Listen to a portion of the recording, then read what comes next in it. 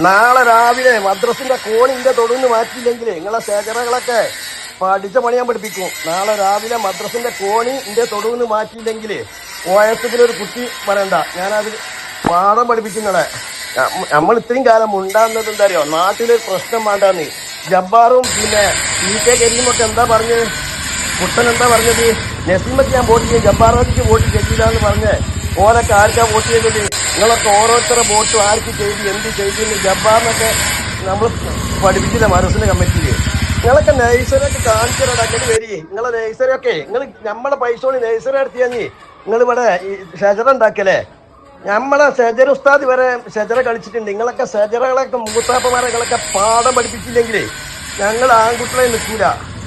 ഈ ഡിലീറ്റ് ആക്കലൊന്നും നടക്കൂല മനെ. ഇതൊക്കെ നമ്മൾ നിങ്ങളെ പാഠം പഠിപ്പിച്ചിട്ട് തന്നെ പോവുള്ളൂ. ഇതൊക്കെ നമ്മൾ ഉണ്ടാക്കണമെങ്കിൽ ഈ മമ്മൂന്റെ നരച്ച താടിയും പിന്നെ ജബ്ബാറിന്റെ ഷെദറകളിയൊക്കെ നമ്മൾ പഠിപ്പിക്കുന്നതൊക്കെ നിങ്ങളൊക്കെ മദ്രസിൽ എവിടെ പോയാലും എവിടെ എത്തും നമുക്കറിയാം. അതൊക്കെ ഞങ്ങൾ പാഠം പഠിപ്പിച്ചില്ലെങ്കിൽ നിങ്ങൾ കണ്ടുപഠിച്ചോളി.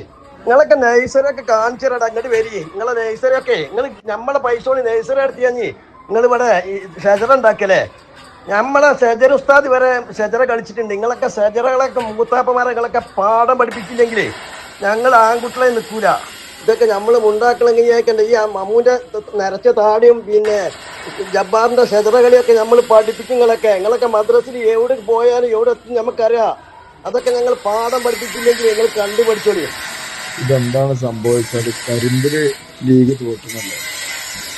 അപ്പോ അവിടെ ഉള്ളൊരു ലീഗിന്റെ വലിയ നേതാവ് മൂപ്പരെ തൊടുവന്ന് മദ്രസക്ക് ഒരു എന്താ പറയാ സ്റ്റെപ്പ് ഇട്ടാണ് കയറി പോകാനേ. അപ്പൊ അത് പൊളിച്ചു മാറ്റണമല്ലോ ലീഗ് തോറ്റുന്നു. അപ്പൊ അത് പൊളിച്ചു മാറ്റുക അതന്നെ. അവിടെയാണ് ഇബ്രാഹിം സാഹിബ് തെറ്റുപറ്റിയ നമുക്കൊക്കെ. നമ്മളൊക്കെ ലീഗിന്റെ തലത്തിലപ്പോ നമ്മളെ ദീന് കടന്നു പോകുന്നു എന്നുള്ളതാണ് അതിന്റെ ചുരുക്കം. കാരണം ഒരു കാരണവശാലും ദീൻ പഠിക്കുന്ന വിഷയത്തില് അവിടെ കുട്ടികൾക്ക് അത് ഇൽമ പഠിക്കാൻ വേണ്ടിയിട്ടാവും അദ്ദേഹം അത് കൊടുത്തിട്ടുണ്ടാകാം.